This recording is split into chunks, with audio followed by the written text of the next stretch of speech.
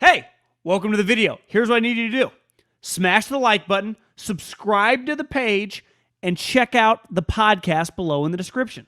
This video is sponsored by Indeed.com/ham, where right now you can get a $75 sponsored job credit to upgrade your job post at Indeed.com/ham, right? It's just to come back to beat the Jets today. Unlike the NBA or baseball, even if you're on a bad team, every game is so big as a player because at any moment you can get cut. At any moment, this could be, it's your resume.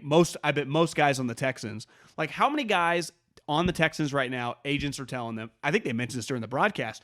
He was like talking to Rex Burkhead. They're like, how many of you guys are on one-year contracts? He's like, I don't know, a lot of us.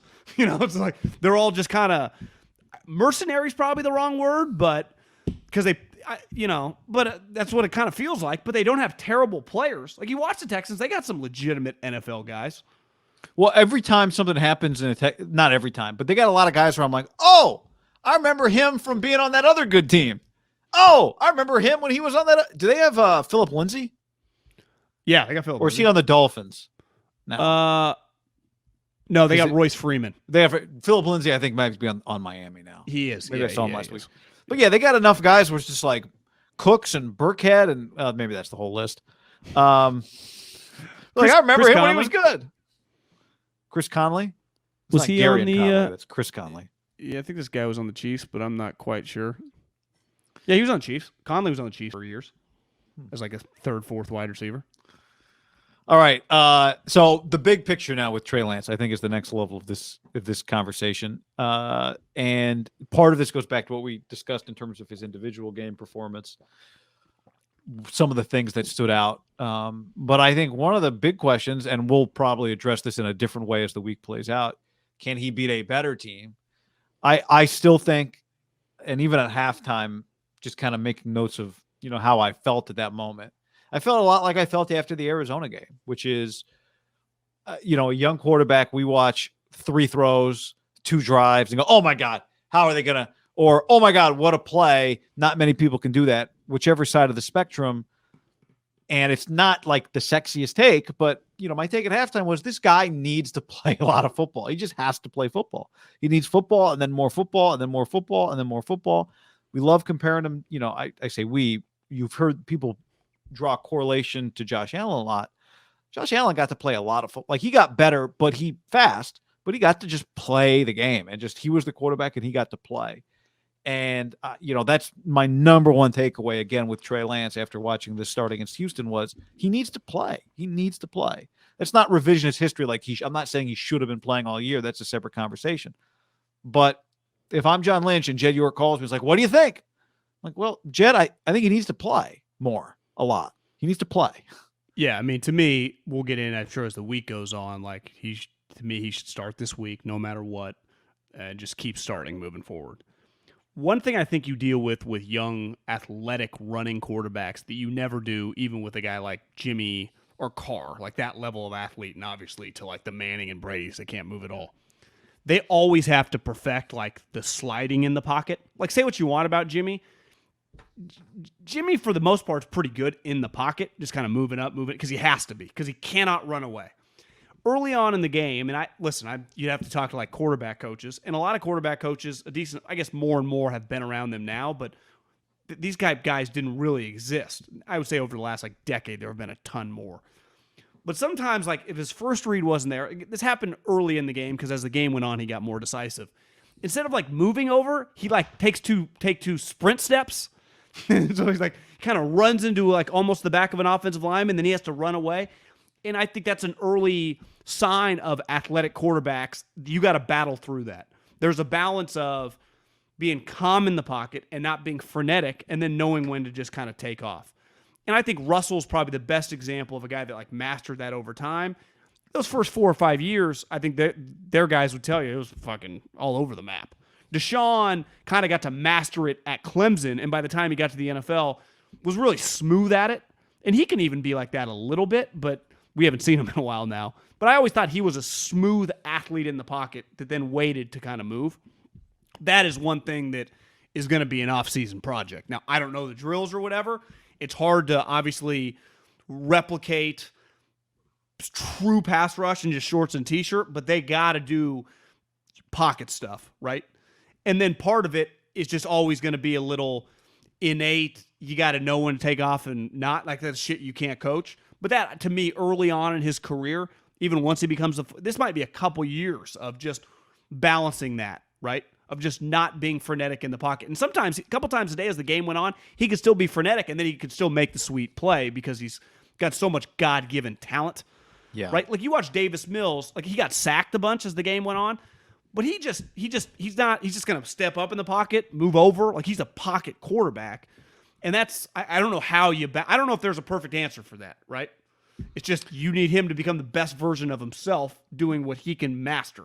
Right. I think the question is, and this is like every quarterback over time, right? There was a time when it wasn't crazy to say Colin is one of the most unique or whatever. Jaws, I think, said could be the greatest quarterback of all time. Whatever he said, one of the most unique. There's a point in time where like, yeah, he is one of the most unique. And then as time goes on, players have to develop and, improve on their weaknesses and that sort of thing. And I don't think we know yet. I'll be very interested. Like after we get a year of Trey Lance, is he a guy that vacates the pocket early? Some would use the word just leaves. Leaves is a good name, but vacates is red area football talk. Does he leave the pocket early a lot? Right? Or the more he plays, does he see it better? Does he get rid of the ball quicker and he doesn't have to leave the pocket as much? Part of leaving the pocket is one of two things, right? Either you're holding the ball too long or your offensive line isn't holding up. And it felt like he holds the ball. A hallmark of Jimmy Garoppolo is he gets rid of the ball quickly. It's one of the first things you notice about him. His physical motion looks like Tom's, and it's built to get rid of the ball as quickly as possible.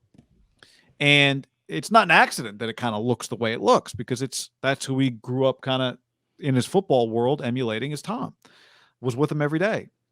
I don't know if Jimmy worked with Tom House, but Brady did, and he looks mechanically a little bit like Tom when he throws. That's not Trey. And we're not talking about mechanics. We're just talking about do you see it and do you throw it? And I think that'll be the big question I have with Trey Lance is just as time goes on, the thing you do year one and the things you do year two are different. Like as you progress, then the standards change and then we need you to do different things, right? As you get more expensive, now you got to carry a team more, all those sorts of things. So I think the number one question with him is, I love John. I think to me, one of his greatest qualities is one of the hardest qualities to find in a quarterback that he is a mobile quarterback that wants to throw A, B, C, D. He does not look to get out of the pocket to run or to panic or to scramble. He looks to get out of the pocket to create more time to throw, which I love about him. But I also think he's realized early on in a couple starts, like, I don't know, I'm not running away from as many people as I definitely did in college, right? Because he would have plays in college where he would like juke guys out. So he knows right away. That's actually a good lesson to learn. And maybe it just would have come without that. Like he did not look to run. And maybe that's a coaching point they have in him. Because the other thing that I wrote down, and this is just, it's unfair. Like this, he's going to get, to me, a first year before. Like I'm not Zach Wilson, Mac Jones, Trevor Lawrence. They got beat 75-0, it felt like today. It's going terribly. And it's like, okay, you hold on to the football too long. Well, every single game, imagine for these young players, you are seeing things that you've probably never seen before.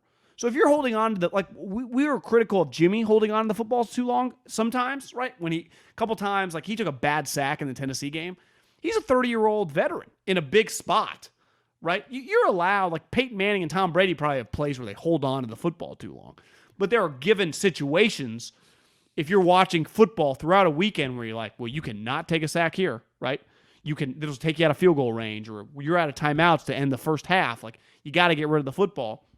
And to me, those are things, the more comfortable you are with your offensive players, the more comfortable you get with Debo, Ayuk, and Kittle, the offense, what you're seeing on defense. And you're going to get, assuming he plays this week, maybe gets a playoff game, and then the first half of next year, he's going to be seeing all sorts of new shit. Like, it's going to be a work in progress to me. Like, him holding on to the ball, I'm not going to criticize him for that right now totally, because it's kind of unfair to do to any young quarterback. You can be critical of Russell Wilson holding on the ball too long. He's been in the league a decade. Even Josh Allen, like in Mahomes, and the guys that have been now starting with, if you've had 16 straight, you start doing the math, you're like, well, these guys are at 60, 70 career starts, right? They've seen how many different cross dog, cover 4s and 7s can you see? Trey Lance, like, there's a chance today he saw a defense he's never seen today. Like, bro, I've never seen a safety do that on cover whatever, right? I mean, and he's going to get, I guarantee he's going to get some of that this week, right? Just listen to you talk. I think we've talked a lot. I'm not breaking news to anybody that he hasn't played a lot of football. We all know it and have probably heard it too much. But to your point, today was the second game he's played against NFL level athletes, right? Like Joe Burrow didn't play in the NFL at LSU, but he played against a lot of NFL level athletes. How many NFL level athletes in practice every day? In practice, yeah. Just think about the amount of playmakers on the field relative to what Trey Lance has done before. So when you say he's played 2.5 NFL games now, it really is nothing when you start thinking about the speed of the game. The quality of the players that he's facing is really, really, really high and really new to him. Really new to him. And I think when we think about development, we always talk about year 1 to year 2 the most. Start 1 to start 2 or game 1 to game 2. I think we talk about that for teams. But to me, game 1, if game 1 is week 1 and game 2 is week 2, okay, or whatever. If they're successive, if they're in order. But that's not what he's experienced this year. He played early and then didn't play for a really long time. So I would love to see him, if we're just talking about his development standpoint, I'd love to see him play 3 straight games to end the season. Well, I would going say this into next year. And we talked about this week. Mac Jones, the games he's played in this year have mattered because he's on a playoff team. The other 3 guys who have been full-time starters, Trevor Lawrence has not played in 1 game that's mattered, and it's a complete shit show disaster. Zach Wilson, their games don't matter. I mean, like today it mattered to Tampa for seeding, but whether they won or lost, it does not matter, right? It just doesn't. The outcome does not matter. The Bears beat the shit out of the Giants today, but again, it doesn't matter. Trey has had 2 starts, and like Mac Jones, Mac's had a whole season, so I know they lost some early games. But Trey, the Niners had, especially today, they had to win. The Niners had to win, must-win game. Now, it's against a shitty team who's going to go 4-13 probably. But still, I promise you that's not how it felt to him. Fuck no, they had to win.